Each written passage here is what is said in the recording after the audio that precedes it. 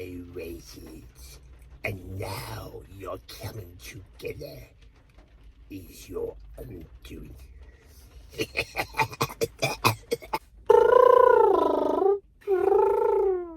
Hi everyone, Big Pauly back for a new cinema trip. Yes, this is not just a cinema trip. This is the big cinema trip of the year. Yes, wouldn't you agree? Yeah, I'm sure she does. She's coming in with me. She's got her own seat already booked. Must be mad. Right, okie dokie, we are down here at View. I've got about half an hour to get in. I had to come down here really early because I was in danger of not finding a buggering parking spot anywhere. They're queuing to get in, and they use the cinema car park here as an overflow for Westwood Cross. Cheeky gits. Yes, so we'll be going into the cinema very soon to see The Rise of Skywalker. Oh my word. I'm so excited, and I just can't hide it.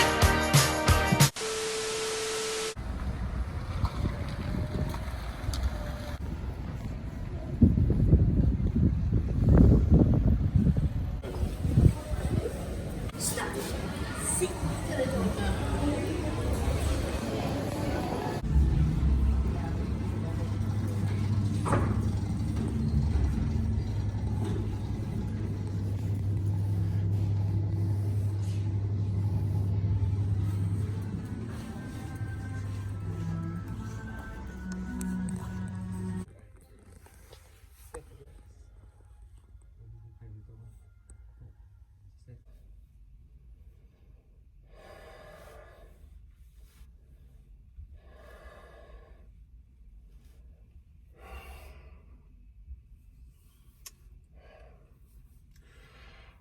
Hey everyone, Big Pauly just got out of the cinema from seeing The Rise of Skywalker. The most anticipated film for me this year. Before I start on my review, non-spoiler, no spoilers in the review,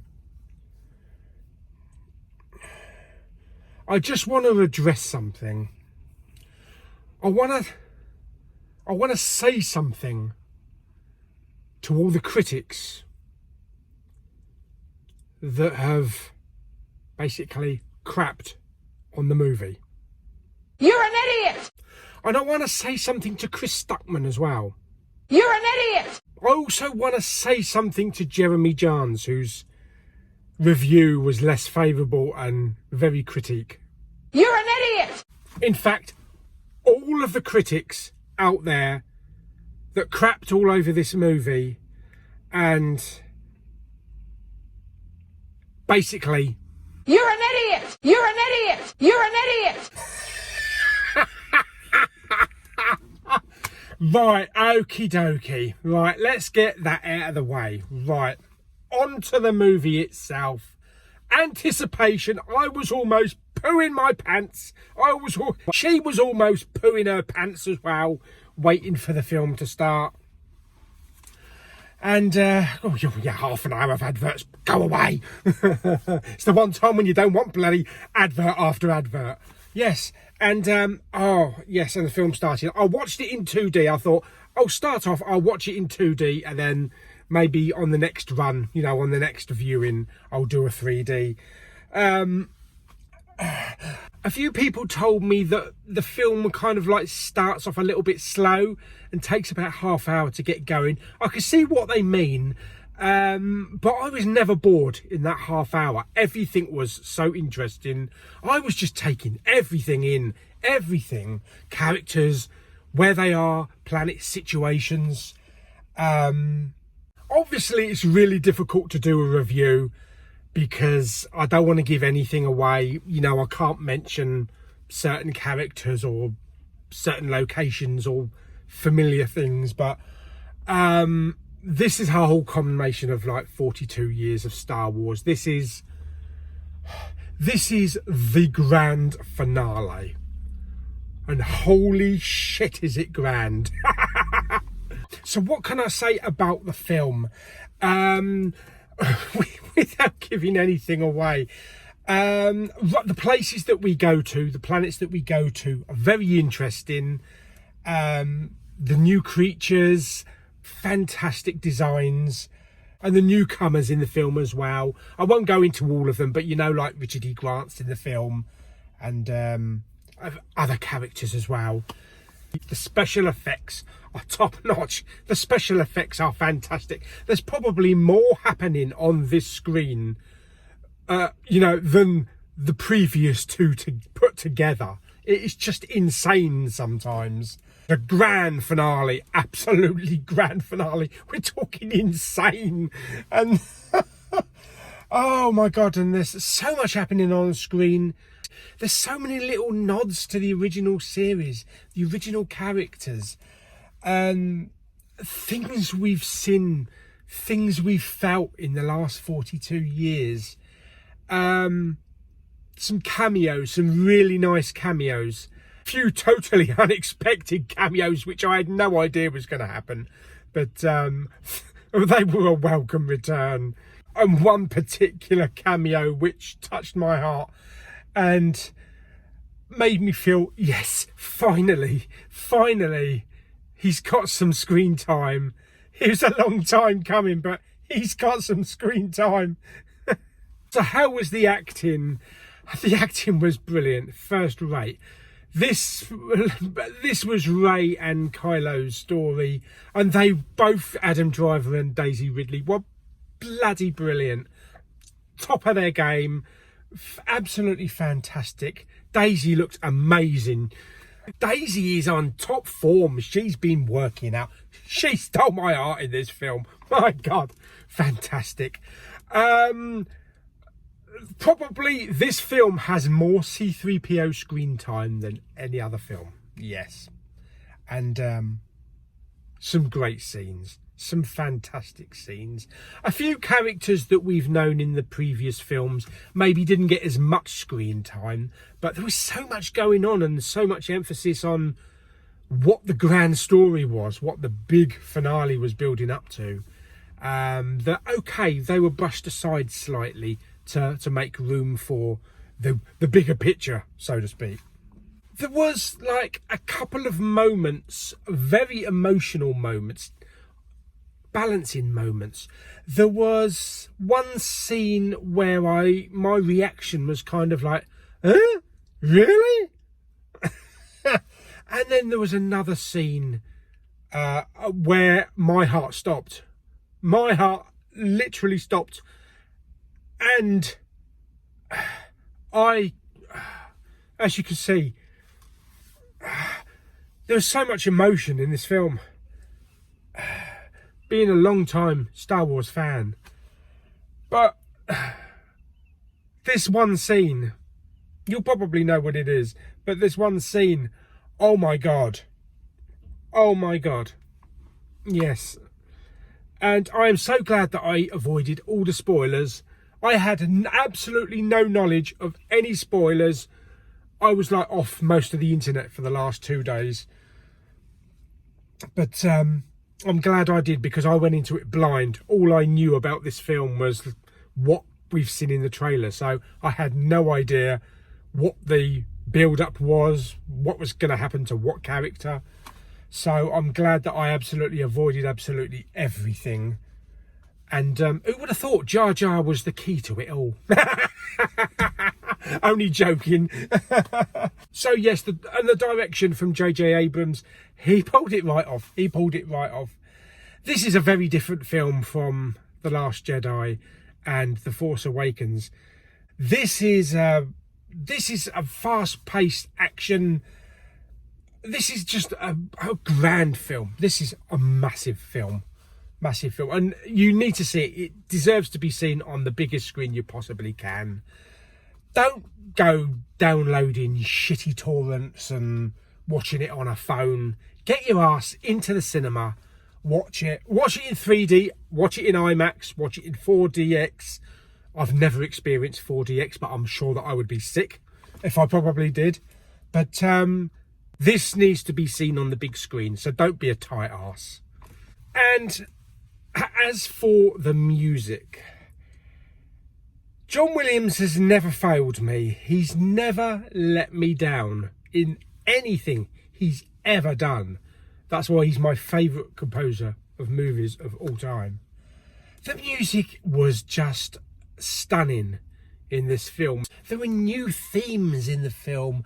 There was alterations to existing themes that we've heard over the years, and there's the familiar sounds as well, the familiar musical tracks that we've loved for years and years. And I stayed right to the very end, not to the end credits, to see if there was going to be anything at the end, because it's Star Wars, there wouldn't be anything at the end. It's not Marvel. But I stayed at the end of the credits on my own in the cinema for one specific reason. Just to sit there and just to listen to this incredible, amazing man, touching hearts and giving so much emotion. I actually cried in the end credits. In the end credits. I cried in the film 3 or 4 times at specific points, but I actually cried in the end credits because I couldn't believe the emotion in the music and the journey that we've taken and how long it's taken, and that this might be, well, this is the final in the Skywalker saga. And it kind of left me a little bit down, a little bit upset, but happy as well, because I know that this is the end.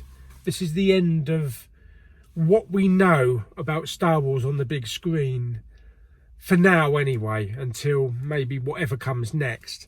But it's not the end, because just as you start to feel a little bit sad, there's new hope. There's new hope. The Mandalorian. The Obi-Wan Kenobi series. Who knows what else is going to be coming next? We're not leaving the Star Wars universe. We will never leave the Star Wars universe. There will be familiar things from the movies in series to come. I know it. Look at The Mandalorian. I know a lot of people haven't seen The Mandalorian, and I'm only thankful and lucky to see it. But when we do get Disney Plus in the UK, I can't wait to watch the whole series all over again on a bigger screen. And there's just so much in it that reminds me of the prequels, reminds me of the original series. There are things in it from the original series in The Mandalorian, and places. And yeah, so although this is the end of this big grand cinematic Skywalker saga, it's not the end for anything Star Wars. So what we've got coming is a new hope. Yeah, brilliant. So I hope you enjoyed my my review of Star Wars: The Rise of Skywalker. I did buy myself a little drink container, as you can see there, The Rise of Skywalker. I decided to pick Dio. The other choices were like Kylo, C-3PO, the Sith Trooper, and an R2. But I thought that's an unusual one. We don't know too much about Dio, so I'll pick that one. So yes, so fantastic. So I hope you enjoyed my review. How am I going to scale it? Wow, we've got 9 films, 9 Star Wars films. You know from my previous Road to Skywalker series, if you haven't seen my reviews of the previous 8 films of Star Wars, plus Solo and Rogue One, have a look. Have a look at my previous videos, and just have a watch of my reviews and see how I rate them and what I think of them. But yes, for The Rise of Skywalker, I'm giving it 9.5 out of 10. It's not quite up there on a level with The Empire Strikes Back. but I think possibly this ties possibly with the original Star Wars, or maybe just a little bit underneath the original Star Wars. So yes, fantastic. So hope you enjoy my review. Like it by giving it 2 lightsabers up. I don't know what that was. And don't forget to subscribe. And I can't wait to see it again. I'm gonna watch it in 3D this time, in a couple of days time. I need to leave it a day or two to let it sink in, so I might see it Sunday. But wow, yes, she's really happy. She loved it. She really loved it. Fantastic. Didn't you, Winnie? Brilliant. Okay, so I hope you enjoyed the video. Don't forget to subscribe, and I shall see you all on the next video. And don't forget, the Force will be with you always.